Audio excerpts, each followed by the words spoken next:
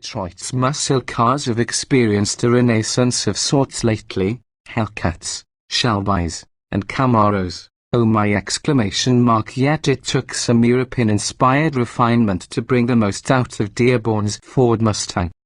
Heavily updated for 2015, which included the mainstream model's first ever independent rear suspension, the latest Mustang GT snagged the 10 Best Cars award upon its debut and then bested the Dodge Challenger RT Scat Pack and previous gen Chevrolet Camaro SS1 in its first comparison test.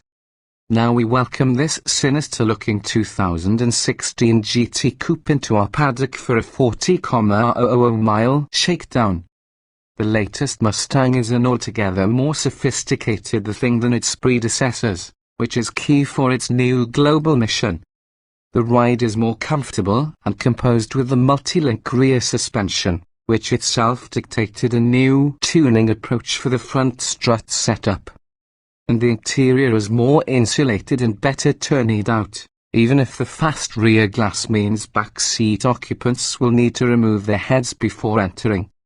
Additional electronic aids, including adaptive cruise control and blind spot warning, are now available, as is a 2.3-litre EcoBoost turbocharged 4-cylinder. The car's proportions are softer and more flowing than before, and the styling adopts much of Ford's corporate look while still recalling Mustang's past.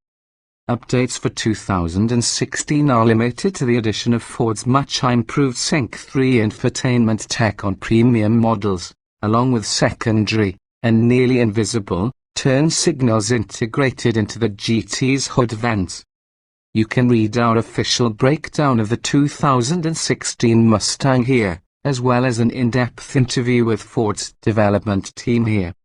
But the most important thing about our test car is what makes it a GT, the 5.0-litre Coyote V8, which develops a throaty 435 horsepower and 400 lb-ft of torque, up from the previous generation GT's 420 and 390. It's not as wicked as the new Shelby GT 350's 5.2-litre flat-crank V8, but the Coyote loves to rev and is an absolute hoot when paired with the standard 6-speed manual gearbox, which is light in effort and snicks tightly through the gates. Performance figures from our test car's initial visit to the track after its break-in period were strong and slightly quicker than our long-term 2013 Mustang GTs, with a 0 to 60 mph time of 4.3 seconds and a quarter-mile pass of 12.9 at 112 miles per hour, pricing a pony, while base GT fastbacks start at $33,295. Our premium coupe in shadow black stickered at $37,295 before options and features a host of trim and equipment upgrades, brighter interior accents, dual-zone automatic climate control, heated and cooled leather front seats, a 9-speaker stereo, selectable driving modes, ambient lighting, aluminium pedals, illuminated sill plates, heated exterior mirrors with integrated turn signals and pony pedal lights, a painted rear diffuser, and unique 19 and 20-inch wheel options. That's on top of the Mustang's standard automatic headlights, sequential LED taillights, 8 airbags, and the GT's track apps and line lock burnout software. Also available on premium versions is an upgraded Shaker audio system, voice-activated navigation, and the aforementioned driver aids. We passed on all of that but did opt for the $1,595 black leather Recaro sport seats, which are snug-fitting and lack the heating and cooling of the standard chairs. They also provide the driver with the necessary support to exploit our car's other option, the $2,495 GT Performance Package.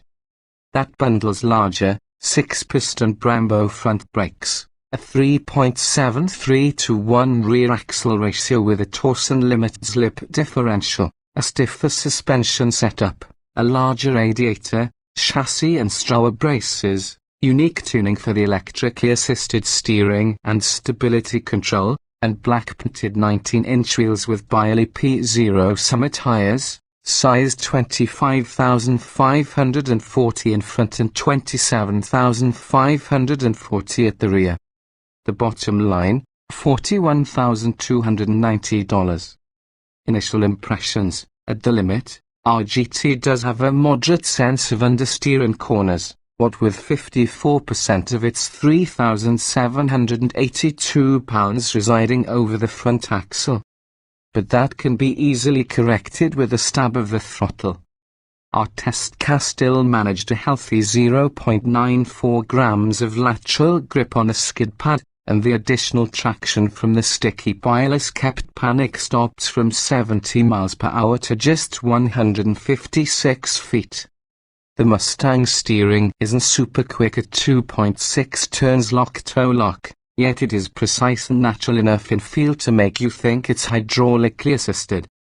Steering effort can be adjusted from light to heavy by a toggle on the center stack or via the adjacent switch that cycles through the selectable normal, sport plus, track, and snow wet drive modes, which also affect the engine response and stability control.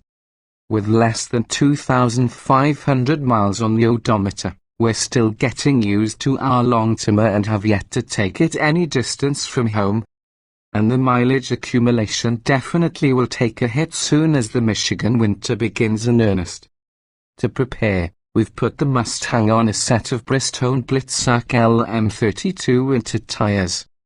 We have yet to encounter any technical or service issues with the car, but there have been a few complaints about the limited range 260 miles from the smallish 16-gallon fuel tank, and our test cars observed 16 miles per gallon in the real world, well below the EPA's combined rating of 19 miles per gallon. The other gripe concerns the latest GT's muffled exhaust note, which lends it a more civilized attitude at the expense of some of its rowdy character.